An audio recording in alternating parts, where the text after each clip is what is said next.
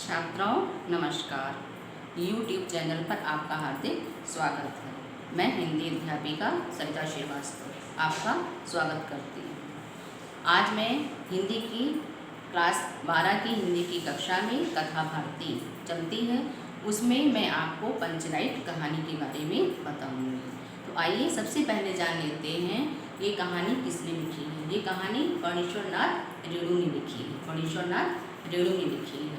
तो आइए उनके बारे में जान लेते हैं। फणीश्वर नाथ रेणु ने ये जो कहानी लिखी है, उन्होंने गांव के अंचल को लेते हुए लिखी है और गांव का बहुत ही सहज स्वाभाविक सजीव चित्रण उन्होंने प्रस्तुत किया है। तो आइए अब जानते हैं पंचलाइट कहानी की जो कथा वस्तु मैं बताने जा रही हूँ। तो आइए देखते हैं पंचलाइट है क्या, इसे कहते हैं, तो उसके बारे में हम जानते हैं कि पंचलाइट की कथा वस्तु क्या है। तो आइए जानते हैं। देखिए, पेट्रोमैक्स यानी पंचलाइट की खरीदारी। पेट्रोमैक्स को ही पंचलाइट कहते हैं। गांव वाले पेट्रोमैक्स को पंचलाइट कहते हैं।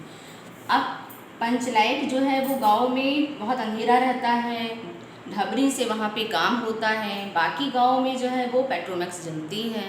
तो गांव वाले पेट्रोमैक्स को ही पंचलाइट कहते हैं। तो वहाँ का उसमें जो पात्र हैं, उस पात्र में सरदार है, महतो हैं, गोधन हैं, मुंडरी हैं। ये इस कहानी के पात्र हैं।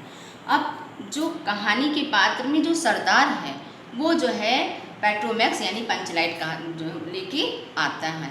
अब जो पंचलाइट लेके आता है तो उनका जो नौकर है वो अपने सिर पे रख करके पंचलाइट लेके आता है। तो जब पंचलाइट लेके आता है, खरीद ली जाती है पंचलाइट, तो जब नौकर जो है वो लेके चलता है तो जितने भी गांव के बूढ़े, बच्चे, जवान, युवक जो भी हैं सारे लोग देखते हैं पंचलाइट है क्या। सारे लोग उसको देखने के लिए अपने अपने घरों से निकलते हैं। जब पंचलाइट आ जाती है गांव में, तब उसकी जो है खरीद करके आ जाती है। तो अब उसको कहा जाता है कि अब इसको ऐसे नहीं जलाया जाएगा, अब इसको पूजा अर्चना की जाएगी। तो अब पंचलाइट में को जलाने की समस्या, अब पंचलाइट जब लाई जाती है, सरदार के द्वारा ये कहा जाता है कि नहीं, अब पंचलाइट ऐसे नहीं जलाई जाएगी, पूजा अर्चना के द्वारा जलाई जाएगी। तो अब पंचलाइट की क्या होती, पूजा होती है। उसको जो है उसके में फूल चढ़ाया जाता है, माला चढ़ाया जाता है, उसका टीका किया जाता है, उसकी आरती की जाती है। इस प्रकार से उसको जब सारी चीज़ें विधिवत पूजा हो जाती है, उसको भोग लगता है, ये सारी हो जाती है, पंचलाइट जलाया जाता है। अब पंचलाइट को जितने भी गांव के लोग हैं सब जो हैं वो जलाने नहीं जला पाते हैं, बहुत प्रयास करते हैं किंतु वो जला ही नहीं पाते हैं।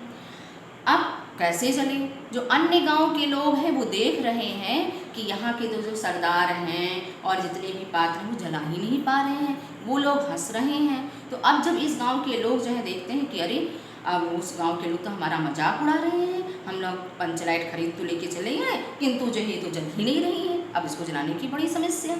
तो अब इसमें से जो मुंडरी की जो सहेली है वो जा कर के मुंडरी को ये बताती है कि गोधन जो है वो जला लेता है पंचलाइट।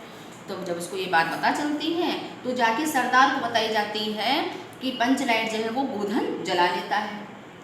अब इधर जो है गोधन को क्यों नहीं बुलाया जाता था कि टोली द्वारा दी गई सजा भुगत रहे गोधन की खोज। अब गोधन को सजा दे दी जाती क्योंकि वो मुंडरी को देख करके गाना गाता है, वो उससे प्रेम करता है और वो उसको देख करके बहुत अधिक गाना वगैरह गाता है। तो जो वहाँ के सरदार हैं तो वो उनको ऐसा उसका करना अच्छा नहीं लगता है और गोधन जो है वो आकर के यहाँ पे पढ़ाई कर रहा होता है अपनी जो है नौकरी के लिए, तो वो यहीं रह रहा होता है, उसकी खोज की जाती है।